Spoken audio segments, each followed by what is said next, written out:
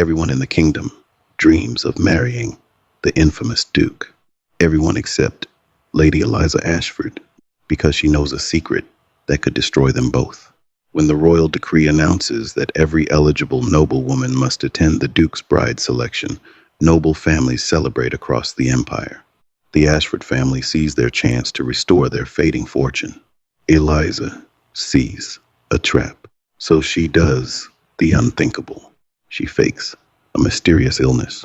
She locks herself inside her room, and she prays the Duke will choose someone else. She expects disappointment. She expects punishment.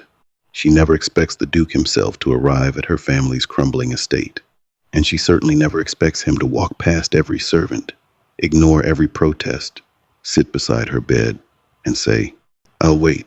5 years earlier, during the coldest winter the kingdom had ever known, Eliza found a wounded stranger collapsing outside an abandoned chapel. She hid him from the men hunting him. She cleaned his wounds. She gave him the last of her family's medicine. Before he left, the stranger promised he would repay her kindness one day. She never learned his name. She never knew the man she saved was Adrian Blackthorne, the most powerful duke in the empire. And she never imagined he would spend the next 5 years searching for her. Because the bride selection was never about choosing a duchess. It was about finding the woman who saved his life. But Eliza has a secret so dangerous that if the truth comes out, it could destroy everything, including the man who refuses to leave her side. What is Eliza hiding? And what will happen when the Duke finally learns the truth? Stay until the end to find out. And if you love dramatic Duke romances filled with secrets, forbidden love, and unforgettable happy endings, don't forget to like this video, subscribe to the channel, and turn on notifications so you never miss our next story. The royal decree arrived at Ashford Manor just before dawn. A lone messenger, bearing the imperial crest, rode through the iron gates as the first rays of sunlight touched the frost-covered fields. The sound of hooves against the frozen ground echoed through the quiet estate. Servants rushed from their quarters. Footmen hurried to open the doors. And within minutes, the entire household gathered in the grand hall. If it could still be called grand, Ashford Manor had once been one of the most beautiful estates in the kingdom. Now, years of debt and neglect had reduced it to a shadow of its former glory. The marble floors were cracked. The velvet curtains had faded. Cold winter air slipped through the old windows. Even the family portraits lining the walls seemed to mourn what had been lost. Count Theodore Ashford stood at the center of the hall, his anxious eyes fixed on the scroll sealed with crimson wax.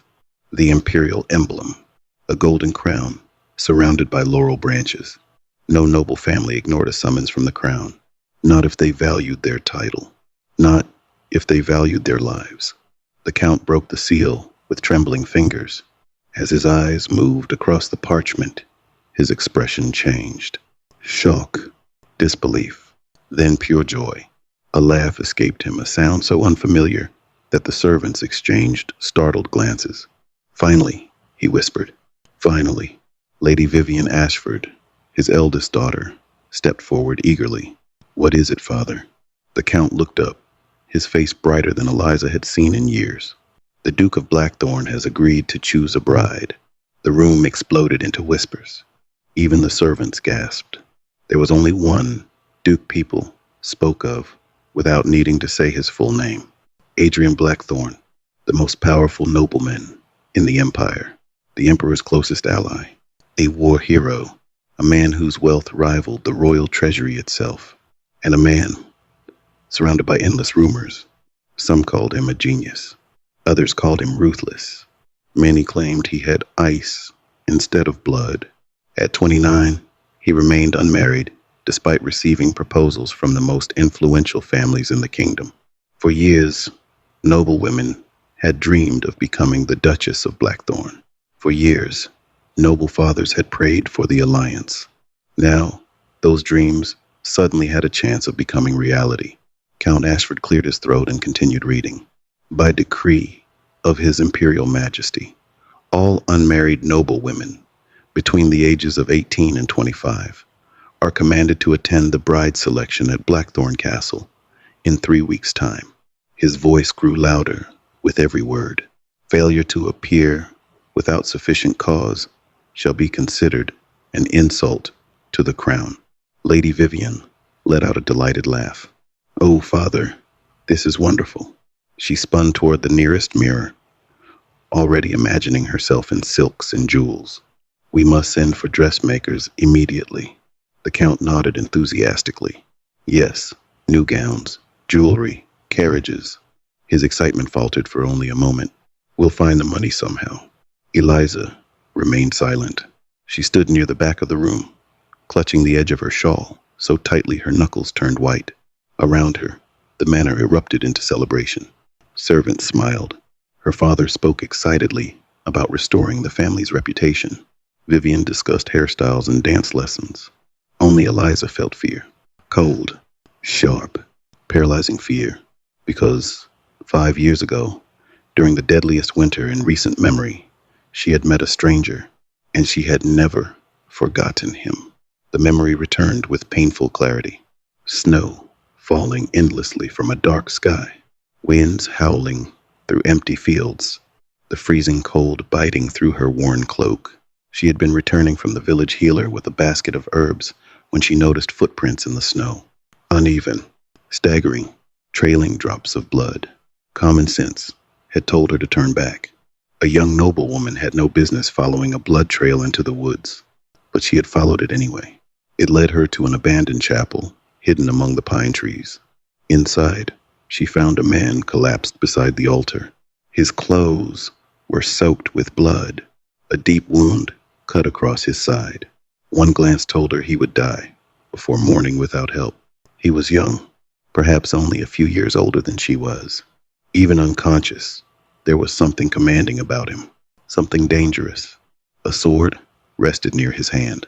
Its hilt was engraved with a black raven. She remembered kneeling beside him, remembered the icy fear that gripped her when she heard distant voices outside. Men searching, calling to one another, hunting him. Without understanding why, she had hidden him. She moved him behind the altar, covered the blood stains, held her breath as armed riders searched the chapel. When they finally left, she spent the entire night tending to his wounds.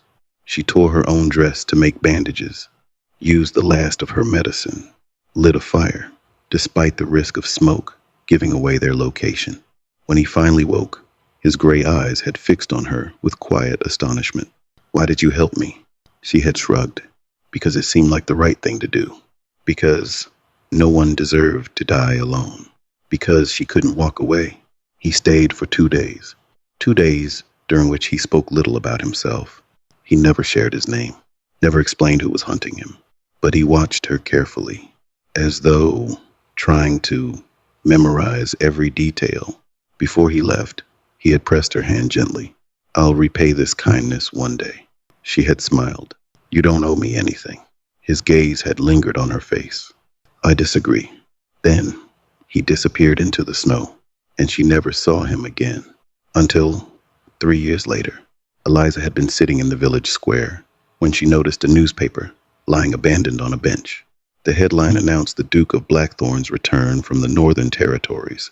Beneath it was a portrait, dark hair, gray eyes, the same scar across his hand. Her breath had caught in her throat. The wounded stranger had become the most powerful man in the empire. She had never forgotten the look in his eyes that winter night. But what truly haunted her wasn't his promise. It was what she had overheard. Just before dawn, on the second day, while he slept, she had heard voices outside the chapel, 2 men speaking in hushed tones. One name repeated again and again. A name belonging not to a foreign enemy, but to someone within the imperial court. Someone powerful, someone dangerous. The attack on Adrian Blackthorne hadn't been an accident. It had been a betrayal. And if the conspirators ever discovered there had been a witness, they would silence her. 5 years had passed. 5 years of pretending she remembered nothing. 5 years of avoiding attention. 5 years of praying, Adrian Blackthorne had forgotten her face. Now the crown was ordering her directly into his presence. Her father approached her with a broad smile. "Eliza, do you understand what this means?" She forced herself to look at him. "It means we have to attend the selection. It means our family's future can finally change." His eyes shone with desperate hope. "We've lost so much. This is our chance to rebuild everything." Beside him, Vivian smiled confidently. "Don't worry, Father. The Duke will choose me." Eliza lowered her gaze. Perhaps he would. Perhaps that would be best. If Adrian chose Vivienne, he might never look twice at her. He might never remember the girl from the chapel. She could remain invisible, safe. But deep down, she knew better, because she remembered the promise he made, and she remembered the certainty in his voice. "I'll find you again." Her heartbeat quickened. No, she couldn't let that happen. Not for her sake, not for his. If Adrian uncovered the truth about the night he was attacked, powerful people would fall. Powerful people who would kill to protect their secrets. And if he recognized her, he would drag her directly into the center of that storm.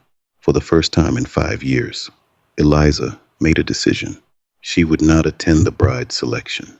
She didn't care about the consequences. She didn't care if her father became angry. She didn't care if the crown considered it an insult. No title, no fortune, no future as a duchess was worth risking both their lives. As her family celebrated around her, Eliza quietly folded her hands together and began planning how to disappear. No matter the cost, Eliza barely slept. Long after the rest of Ashford Manor had fallen silent, she remained awake, staring at the cracked ceiling above her bed. Moonlight filtered through the thin curtains, casting pale shadows across the room. Every time she closed her eyes, she saw the same thing. Gray eyes, a snow-covered chapel, blood staining her hands, and a promise made 5 years ago. "I'll find you again." She sat up abruptly. No, he wouldn't remember her. Why would he? She had been 17 then, frightened, covered in soot from keeping the chapel fire alive. 5 years changed people. 5 years erased faces. And Adrian Blackthorne was no longer a wounded stranger hiding from assassins. He was the most powerful duke in the empire, a man surrounded by nobles, generals, and courtiers. He had likely forgotten the poor noblewoman who stitched his wounds in an abandoned chapel. Hadn't he? But uncertainty wasn't enough. Hope wasn't enough. She needed certainty.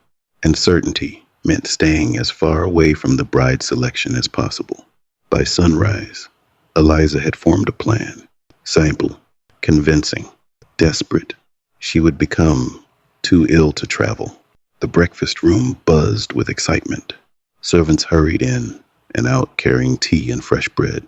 Her father sat at the head of the table, reviewing expense records with renewed enthusiasm. For the first time in years, Count Theodore Ashford looked hopeful. Lady Vivian, meanwhile, could barely contain her excitement. "We'll need at least 3 gowns," she declared. "One for the welcoming banquet, one for the garden reception, and one for the final selection." Her father nodded distractedly. "Of course. And jewels," Vivian continued. "Lady Harrington wore sapphires to the royal ball last season. I can't appear in last year's fashion." The Count sighed. "We'll manage." Eliza picked at her breakfast in silence. "Eliza?" She looked up. Vivian's eyes sparkled with amusement. "You've barely spoken since the decree arrived." "I'm tired." Vivian laughed. "Nervous? Perhaps." Their father smiled. "You needn't worry. The Duke is unlikely to notice you." The words were meant to comfort her. Instead, they stung. Not because they were cruel, but because she wanted them to be true. She lowered her gaze. "You're right, Father."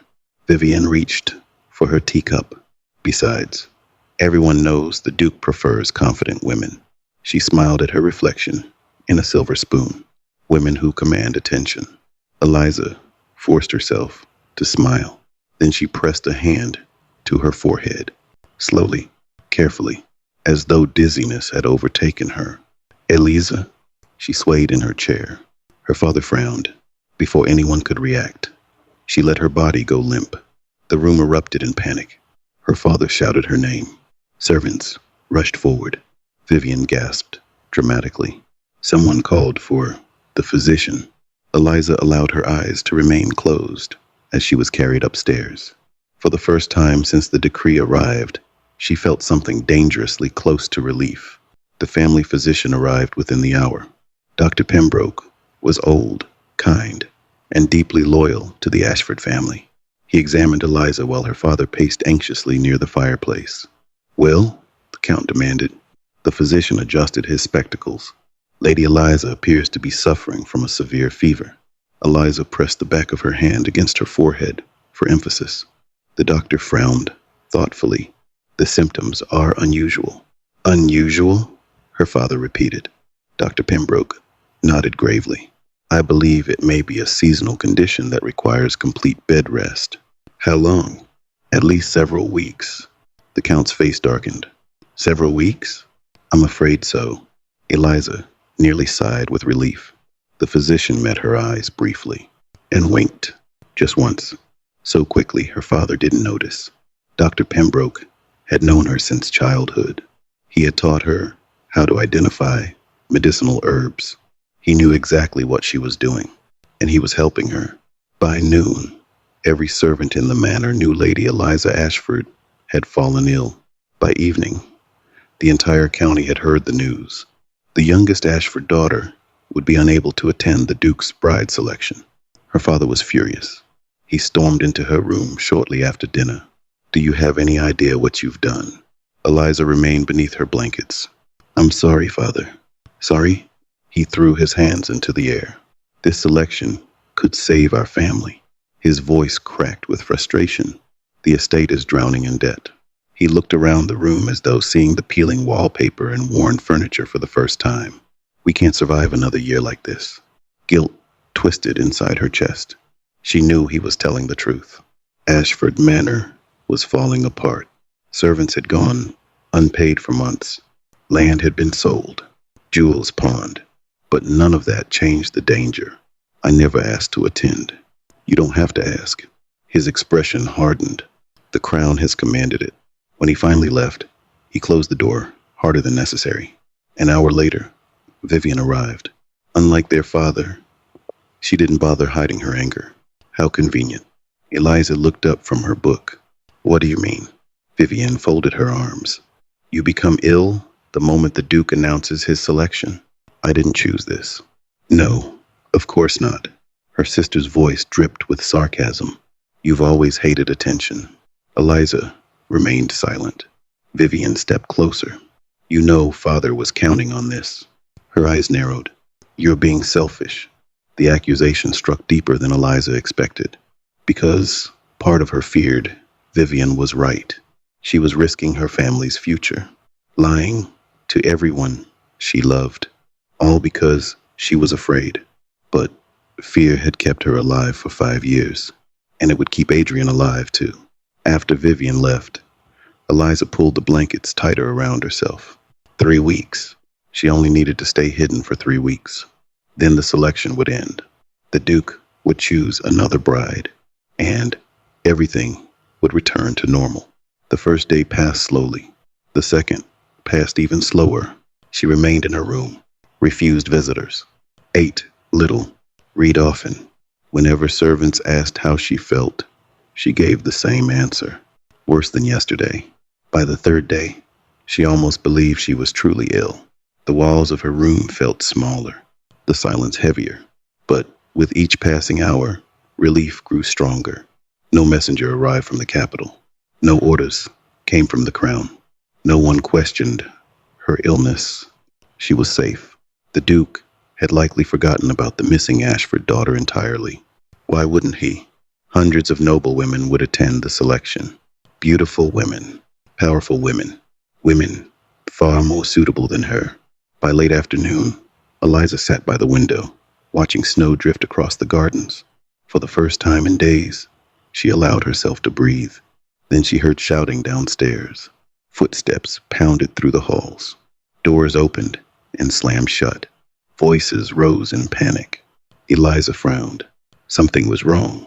A maid rushed into her room without knocking. Her face had gone pale. "My lady, what is it?" "The Duke." Eliza's blood turned to ice. "What?" "The Duke of Blackthorne has arrived."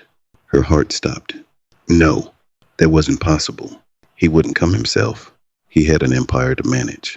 A bride selection to host. Hundreds of noblewomen waiting for him. Why would he care about one absent lady? She stood too quickly. The room spun. "No, you must be mistaken."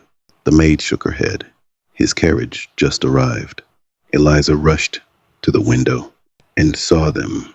4 black horses, a carriage trimmed in silver, the Blackthorne crest emblazoned on its door, a raven with outstretched wings, the same symbol she had seen engraved on a sword 5 years ago. Panic swept through the manor. Servants ran through the snow. Footmen lined the entrance. Her father nearly stumbled down the front steps in his haste to greet their unexpected guest. Eliza stepped back from the window. Her pulse thundered in her ears. He remembered. He had to. Otherwise, why would he come? The sound of voices echoed faintly from downstairs. Then footsteps. Slow, steady, drawing closer. Her bedroom door suddenly felt impossibly thin. The footsteps stopped outside. Eliza held her breath. The handle turned, and Duke Adrian Blackthorne stepped inside. The room fell silent. Not the ordinary silence of a quiet afternoon, a heavier silence, the kind that settled over a room when something irreversible had just happened.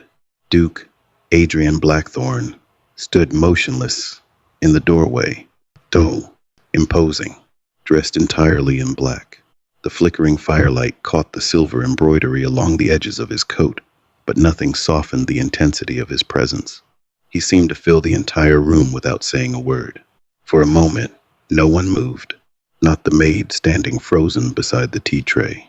Not Eliza. Not even the wind rattling the old window panes could break the stillness. Adrian's sharp gray eyes rested on her face. Not with curiosity. Not with polite concern. With certainty. As though he had finally found something he had spent years searching for. Eliza's pulse thundered in her ears. No, he couldn't know. He couldn't possibly recognize her. 5 years had passed. She looked different now. Older, wiser, less hopeful. But the way he looked at her made her feel 17 again. Standing inside that abandoned chapel, with snow in her hair and blood on her hands, she lowered her gaze. "My apologies, Your Grace." Her voice sounded smaller than she intended. "I regret missing the selection." The Duke said nothing. He simply stepped farther into the room. One slow step, then another. Every instinct screamed at her to run, to deny everything, to tell him he had mistaken her for someone else. But she remained frozen beneath the blankets. Adrian stopped beside her bed. Up close, he looked even more intimidating than he had in the newspapers. His dark hair brushed his forehead. A faint scar traced the edge of his jaw. And his eyes, those impossible gray eyes, hadn't changed at all. She remembered them clearly. She remembered seeing gratitude in them. Pain, exhaustion. Now she saw something else. Relief, as though the burden he had carried for years had finally been lifted. Without a word, he pulled a chair closer to the bed and sat down. The movement was simple, unhurried, as though he had every right to be there, as though he had no intention of leaving. "You should rest." His voice was calm, gentle, dangerously familiar. Eliza's breath caught. She had heard that voice before, not in grand halls or crowded courts, but in a freezing chapel, illuminated by firelight, weak from blood loss, barely able to keep his eyes open, yet determined enough to thank her before he slept. The memory hit her with startling force. She gripped the blanket tighter. "Your Grace, you didn't need to come personally." A faint shadow crossed his face. "I disagree." Before she could respond, hurried footsteps echoed in the hallway. The bedroom door burst open. Count Theodore Ashford rushed inside, breathing heavily. Behind him came Vivienne, dressed in her finest day gown despite the early hour. Their father bowed so deeply, Eliza feared he might collapse. "Your Grace, please forgive this inconvenience." His smile was strained, desperate. "I assure you, Lady Eliza's illness was entirely unexpected." Adrian didn't look away from Eliza. The Count continued nervously. "My elder daughter, Vivienne, is more than prepared to attend the selection in her place." Vivienne stepped forward gracefully. She lowered into a perfect curtsy. "It would be my honor, Your Grace." Still, Adrian's eyes never left Eliza. The silence stretched, uncomfortable, unbearable. Then he spoke. "I did not come for Lady Vivienne." The room went still. Vivienne's smile faltered. The Count's face lost all color. Even the maid standing by the door looked shocked. Eliza's fingers tightened around the sheets. Her heartbeat pounded so loudly she was certain everyone could hear it. Her father cleared his throat, awkwardly. "Of course, Your Grace. I simply assumed." "You assumed incorrectly." His tone remained calm, but there was something final in it, something that discouraged further questions. Vivienne recovered first. Her smile sharpened. "Surely Your Grace understands. My sister is far too ill to travel." At that, Adrian finally glanced away from Eliza. His gaze settled briefly on Vivienne. Cold, polite, unreadable. Then he returned his attention to Eliza. "I am aware." The Count forced a laugh. "Then perhaps, once she recovers, she can send her apologies to the court." Adrian folded his hands together. "I have no need for apologies." Confusion flickered across the Count's face. "Your Grace?" The Duke leaned back slightly in his chair, as though settling in for a long conversation, as though he had no intention of being rushed. Then he spoke the words that changed everything. "I'll wait." The room fell silent once more. Eliza stared at him, certain she had misheard. "Wait? For her?" Vivienne's composure cracked. "Your Grace, there are hundreds of eligible ladies attending the selection." "There are. And yet you would delay your decision because of my sister?" "Yes." The single word landed like thunder. The Count blinked rapidly. "Your Grace, I fear there has been some misunderstanding." "There hasn't." Adrian's expression never changed. "I am a patient man." Eliza's throat tightened. "No," he remembered. He had to. Otherwise, none of this made sense. Why would the most powerful man in the empire personally visit a sick noblewoman from a bankrupt family? Why would he postpone his selection? Why would he wait? The answer terrified her. Because if he remembered her, then he might also remember that night, the attack, the betrayal, the voices outside the chapel.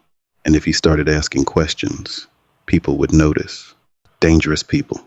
People who had tried to kill him once already. She forced herself to speak.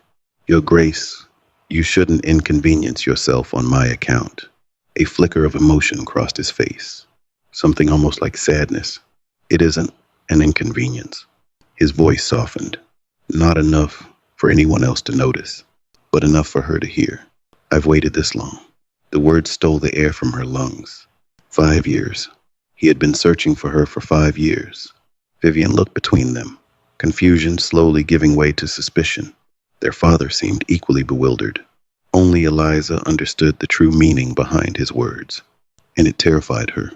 The Count attempted another smile. "Perhaps Your Grace would join us for lunch while Eliza rests." Adrian shook his head. "I'll remain here for a while." The Count hesitated. Remain inside Eliza's room, unchaperoned. The request bordered on scandalous, but refusing the Duke of Blackthorne wasn't an option. "Of course." He bowed again. "Whatever you wish." Vivienne lingered near the doorway. Her eyes narrowed slightly as she studied Eliza. Then Adrian. Then Eliza again.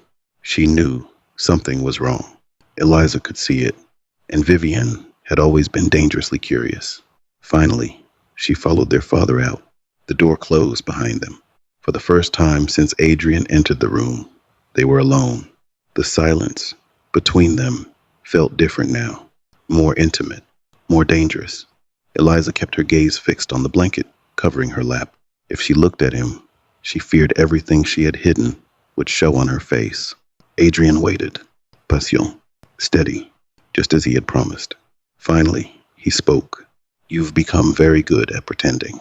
Her head snapped up. His expression remained unreadable, but his eyes held a quiet certainty that sent a chill through her. He knew, maybe not everything, but enough. She swallowed hard. "I don't know what you mean." A corner of his mouth lifted slightly. Not quite a smile, just the faintest hint of one. The old physician downstairs. Her stomach dropped. "He prescribed you willow bark tea." Her mind raced. What did that mean? Adrian leaned forward. "Willow bark lowers fevers." Understanding hit her all at once. Dr. Pembroke had forgotten. In his rush to help her, he had prepared the wrong medicine. Medicine no physician would give to a patient with a high fever. Adrian noticed her expression, and for the first time since entering the room, he looked undeniably pleased, as though confirming something he had suspected all along. Eliza's carefully constructed plan was beginning to unravel, and judging by the determination in his eyes, the Duke of Blackthorne had no intention of letting her hide from him again. That night, Ashford Manor didn't sleep. The Duke of Blackthorne's unexpected visit had transformed the quiet estate into a storm of whispers and speculation. Servants lingered in hallways longer than necessary. Footmen exchanged rumors in hushed voices. Even the kitchen staff had abandoned their work early to discuss the impossible. Why had the Duke come personally? Why had he postponed his bride selection? Why had he chosen to stay? And most importantly, why was he interested in Lady Eliza Ashford, the forgotten daughter of a bankrupt count, a young woman who rarely attended social gatherings, a woman most people overlooked? None of it made sense, which meant everyone was desperate to find an answer. From her bedroom window, Eliza watched lantern lights move across the snowy courtyard below. The Duke's carriage remained exactly where it had been that afternoon. Black, elegant, impossible to ignore. He was still here, waiting for her. The realization sent a wave of panic through her chest. Across the hall, she could hear raised voices. Her father, Vivian, arguing. Again, "You must speak to him," her father hissed. "What do you expect me to do?" Vivian snapped back. "He barely looked at me. You are the eldest daughter. You're beautiful, accomplished, and well-connected." A bitter laugh escaped Vivian. Apparently, none of that matters. Silence followed. Then her father's voice dropped lower. "Do you think he knows something? Do you think he knows something?" Eliza froze. Vivian answered immediately. "About what?" "I don't know." Her father sounded exhausted. "Nothing about this is normal." The conversation ended when a servant passed through the hallway. Their footsteps faded, but the unease remained. Vivian was furious. Their father was terrified, and Eliza couldn't sleep. She sat upright in bed, wrapped in blankets, despite the warmth of the fire. Every time she closed her eyes, she saw the same memory. The snow-covered chapel, the shattered stained glass windows, the wounded stranger lying unconscious beside the altar, blood soaking through his coat, blood on her hands. So much blood. She remembered kneeling beside him, remembered pressing torn strips of cloth against his wound, remembered how cold his skin had felt beneath her fingers. She remembered the fear in his eyes when he finally woke. Not fear of dying, fear of being found. "Listen to me carefully." His voice had been weak but urgent. "If anyone asks, you never saw me." She had nodded, too frightened to ask questions. "Do you understand?" "Yes." His expression softened. "You've already risked enough." Back then, she thought he was hiding from bandits, or perhaps enemies from the war. She never imagined the truth, never imagined the men hunting him wore the Empire's colors. Never imagined the attack had been ordered by someone close to the throne itself. But she had heard enough that night, enough to understand the danger.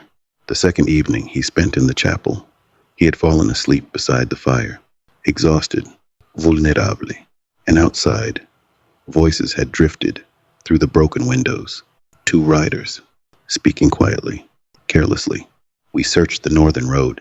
He couldn't have gone far. What if someone found him? Pause. Then a name. A name Eliza had recognized. A powerful man from the imperial court. Someone close enough to the Duke to know his movements. Someone important enough that no one would suspect him. Even now, 5 years later, she couldn't forget the cold terror that gripped her. The attack on Adrian Blackthorne had not come from foreign enemies. It had come from within. Someone had betrayed him. Someone powerful. Someone dangerous. And if that person discovered there had been a witness, they would silence her forever.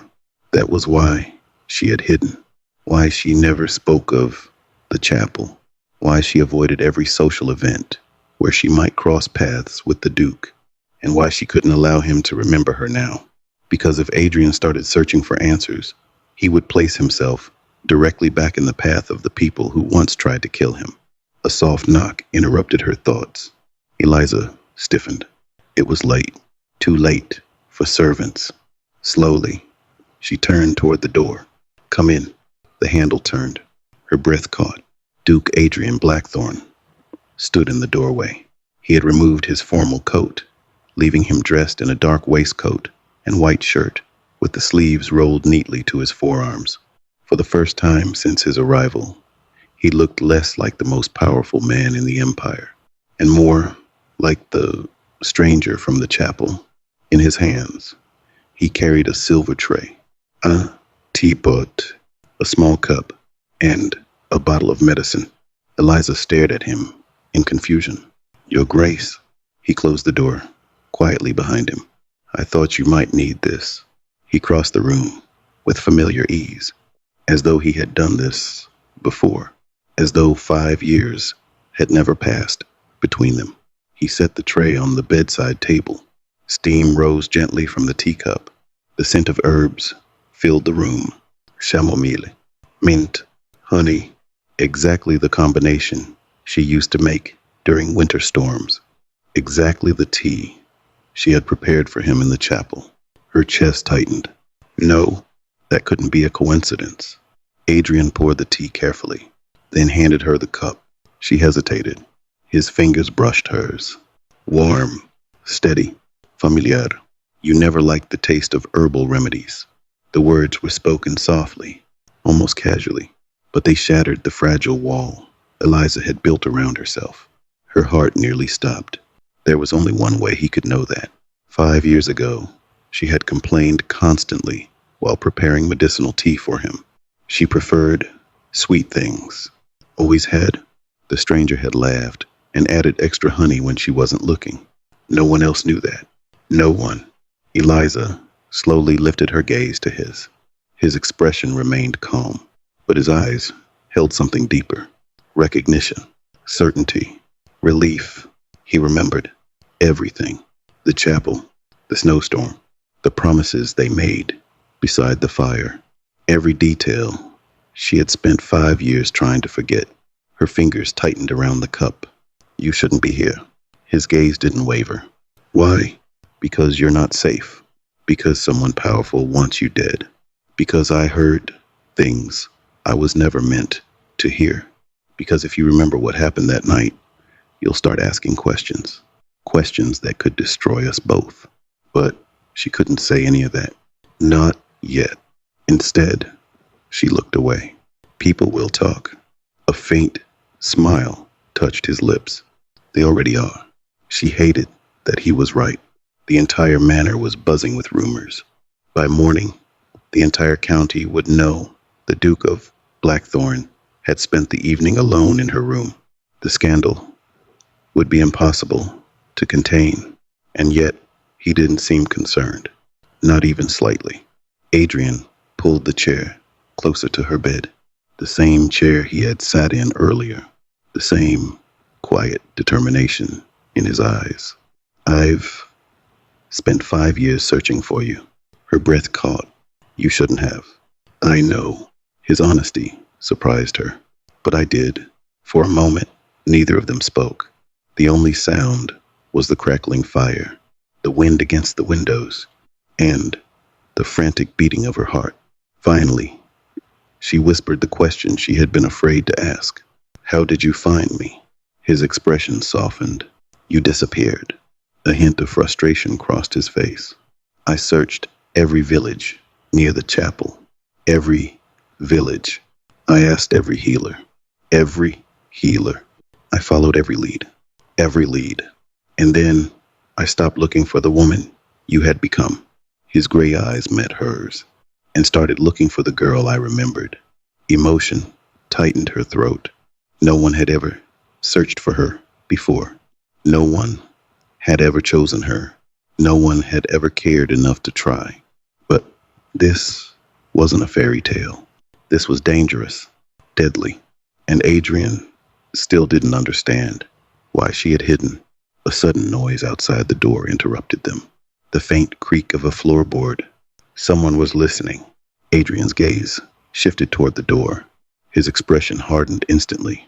The warm familiarity vanished, replaced by the cold, calculating Duke the Empire feared. Someone else knew he had found her, and Eliza realized with growing dread that the danger she had spent 5 years avoiding had finally reached Ashford Manor. You have mistaken me for someone else, Your Grace. The lie came easily, too easily. 5 years of silence had taught Eliza how to hide, how to smile when she was afraid, how to change the subject when conversations drifted too close to dangerous memories, how to bury the truth so deeply that even she sometimes pretended it no longer existed. But lying to Adrian Blackthorne had never been easy. Not 5 years ago, and certainly not now. For a long moment, he said nothing. He simply placed the silver tray on the bedside table with careful precision. The scent of chamomile and honey drifted through the room. The same tea she had made for him in the chapel. The same tea he now prepared for her. As though the years between them had never existed.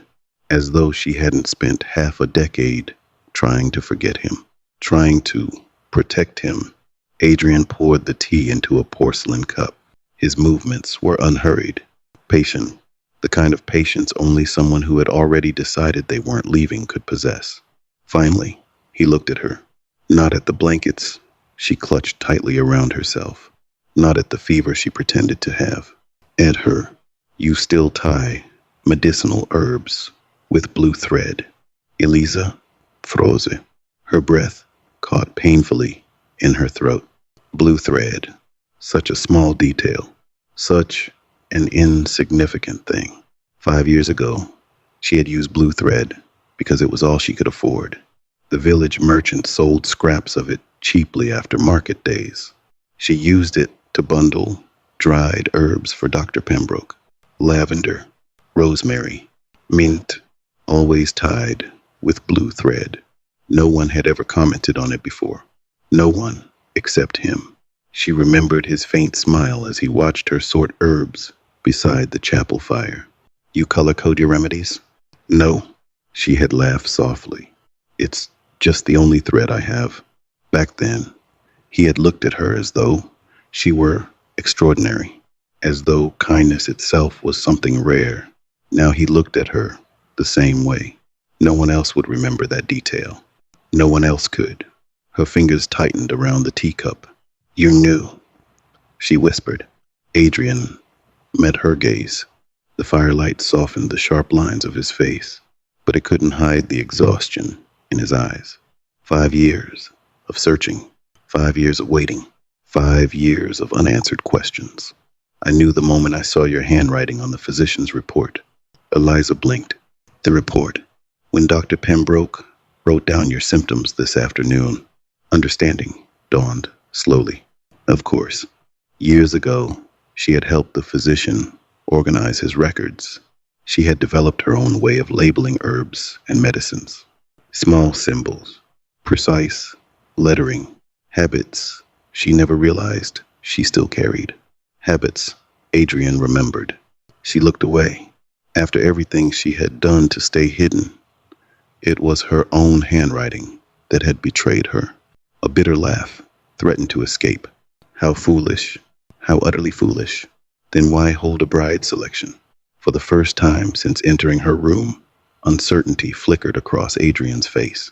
Only for a moment, then it vanished, replaced by something quieter, more vulnerable. A shadow crossed his features. Because I searched for 5 years and found nothing. His voice dropped lower.